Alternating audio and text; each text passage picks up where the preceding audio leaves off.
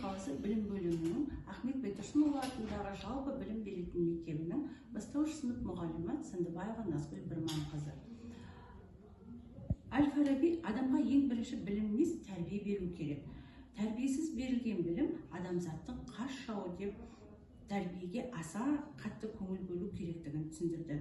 Мен де өз жұмысымда біртұтас тәрбие бағдарламасы аясында құндылықтарды қалыптастырудамын.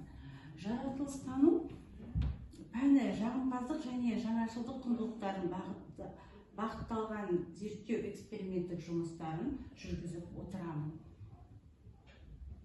Ұлттық құндылығымызды дәріптеу мақсатында ұлттық ойындардың маңызы өте зор. Қоржындағы асықтарды балаға таңдау ұсынылады. Қай түстегі асықты таңдап алса, сол түстегі тапсырманы ашады. Бұл жерде тапсырма қазақтың ұлттық дәстүрлерін сахналап көрсету.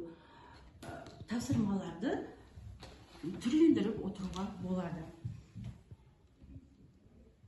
Менің отаным Қазақстан бөлімінде тәуелсіздік және отаншылдық құндылықтарды дәріптеу мақсатында әртүрлі әдіс-тәсілдерді қолдансақ болады. Пазл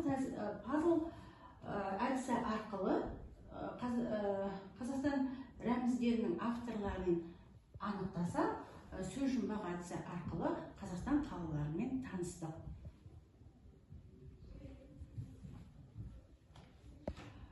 Менің әдебиеттік оқу сабағында оқушылардың тілдік байлығын дамыту, жаңашылдық, мейірімділік, қамқорлық жасау қасиеттерін дамыту мақсатында көрініс жасаудың орны зор.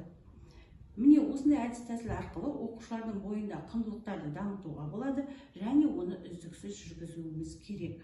Сол кезде еліміздің патриотты, адамгершілігі мол, жан-жақты тұлға тәрбиелеп шығамыз.